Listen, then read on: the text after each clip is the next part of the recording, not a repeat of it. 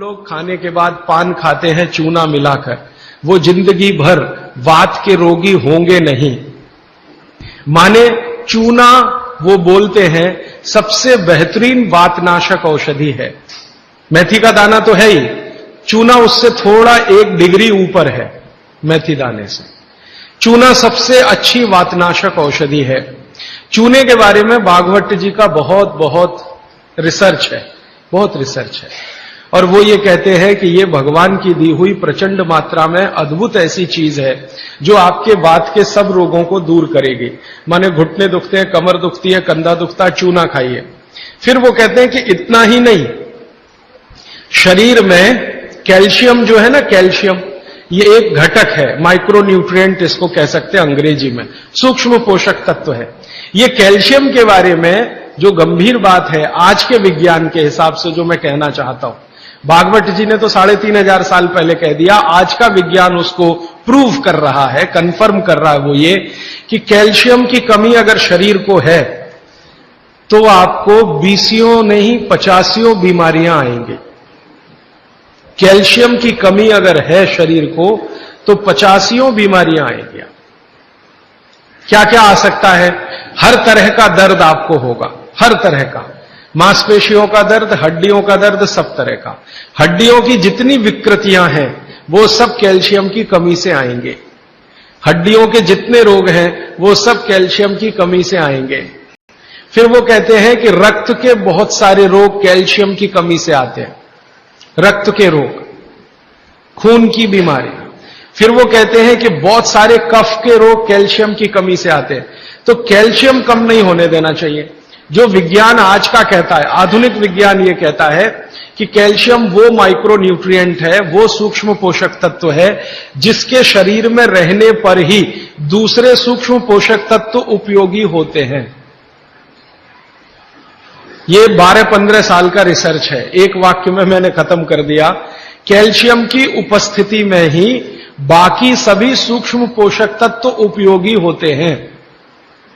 इसका मतलब यह है कि अगर आपको शरीर में विटामिन सी का असर देखना है तो कैल्शियम चाहिए, विटामिन ए का असर देखना है तो कैल्शियम चाहिए, विटामिन बी का असर देखना है तो कैल्शियम चाहिए, अगर विटामिन डी का असर देखना है तो भी कैल्शियम चाहिए, विटामिन के का असर देखना है तो भी कैल्शियम चाहिए, प्रोटीन अच्छे से आपके शरीर को काम में आए तो कैल्शियम चाहिए, कार्बोहाइड्रेट्स ठीक से आपके शरीर को मदद करे तो कैल्शियम चाहिए, फैट्स आपके शरीर में डिसॉल्व होते रहें और जहां जरूरत है वहां लुब्रिकेशन में मदद करते रहें तो कैल्शियम चाहिए। माने समझ लीजिए कि कैल्शियम अगर नहीं है तो शरीर में सब कुछ बीमारियां आने ही वाली है।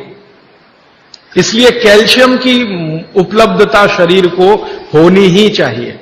अब इसके बारे में भागवत जी कहते हैं, आधुनिक विज्ञान ने अभी प्रूव किया, भागवत जी पहले ही कह गए कि हमारे शरीर की 40 वर्ष की उम्र तक, 40 से 45 वर्ष की उम्र तक जो कुछ भी हम खा रहे हैं इसी में से हमको कैल्शियम मिलता रहता है।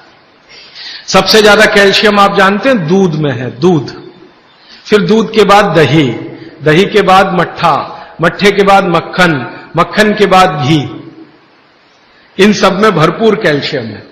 फिर आपने खाया संतरा, मौसम्मी, नारंगी, अंगूर, द्राक्ष, जो भी खट्टे फल, आम वगैरह वगैरह, सब में कैल्शियम भरपूर मात्रा में है।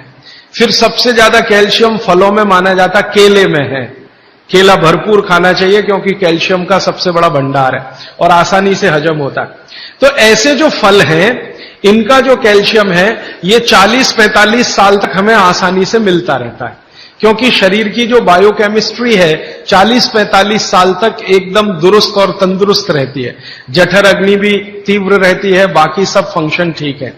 लेकिन जैसे ही 45 की उम्र खत्म होती है, माताओं को यह बात विशेष रूप से कह रहा हूं, बहनों को, माताओं को, जैसे ही आपकी 45 की उम्र पूरी होती है और आपका मेंसेस साइकिल बंद होता है, मासिक धर्म आपका बंद होता है, उसी समय आपको कैल्शियम हजम होना कम होना शुरू होता है। आप कितना भी ये सब चीजें खाएं, केला भी खाएं, ये भी खाएं, लेकिन कैल्शियम उतना पूर्ति नहीं करता, क्योंकि कैल्शियम को शरीर में डाइजेस्ट कराने वाला जो हार्मोन है वो तभी तक आपको है जब तक आपकी मासिक चक्र की शुरुआत है। मासिक चक्र बंद होते ही ये हार्मोन कम होता है। आप जानते हैं कई हार्मोन्स कम हो जाते हैं, तो कैल्शियम डाइजेस्ट होना बहुत मुश्किल होता है। तब आपको जरूरत पड़ती है कि बाहर से कैल्शियम लें। इसलिए सब माताएं इस बात को ध्यान दें और इसको गांठ बांध लें कि 45 की उम्र होते ही चूना खाएं, क्योंकि अतिरिक्त बाहर से कैल्शियम उसी से मिलेगा। चूना जरूर खाएं आप सबके लिए, और आपको भी है चूना खाएं, क्योंकि आपकी उम्र भी 45 की जब पूरी होगी तो ये जो कैल्शियम है वो आपके लिए पर्याप्त नहीं है जो फलों से और सब्जियों से आ रहा है, कुछ अतिरिक्त चाहिए। और चूंकि बाकी सब माइक्रो न्यूट्रिएंट्स कैल्शियम की उपस्थिति में ही काम आएंगे, इसलिए इस पर ध्यान दीजिए। तो शायद इसलिए इस देश में एक परंपरा विकसित हुई है पान खाने की। ये पान खाने की परंपरा बहुत वैज्ञानिक है, बहुत ही वैज्ञानिक। जिसने भी शुरू की वो बागभट्ट का पक्का चेला रहा होगा, बहुत समझकर उसने ये शुरू की।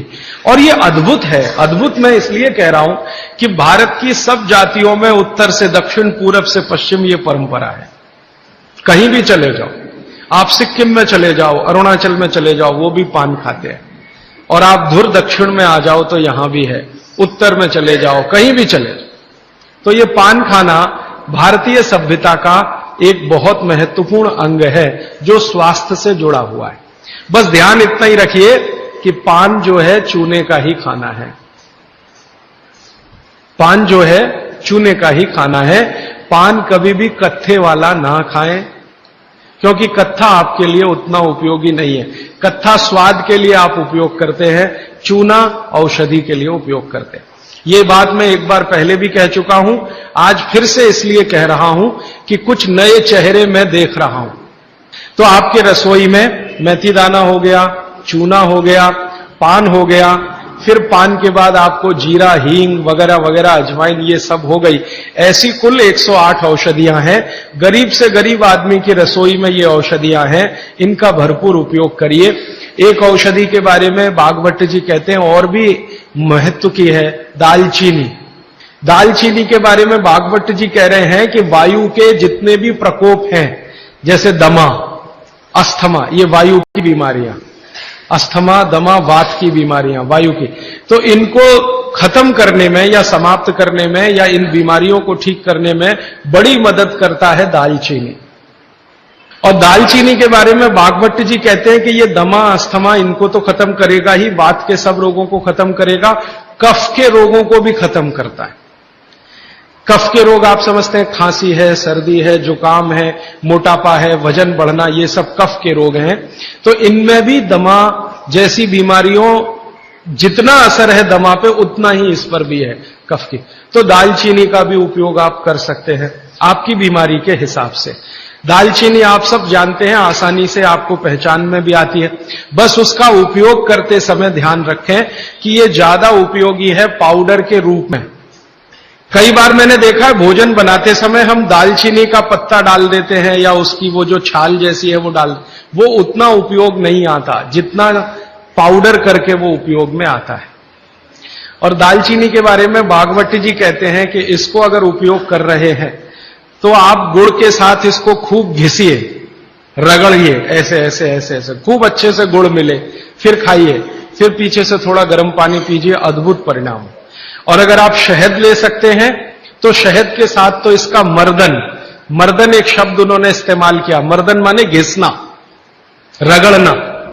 तो वो कहते हैं कि खूब रगड़ करके, मर्दन करके शहद में ऐसे ऐसे ऐसे ऐसे 5-7 मिनट, फिर चाटिए और थोड़ा हल्का गुनगुना पानी पीजिए, तो आपके शरीर के कम से कम तो 50 रोग ये अकेला दालचीनी खत्म कर देगा, कम से कम 50, कफ के रोग और वात के रोग। तो ऐसी बहुत सारी चीजें अपने रसोई में है।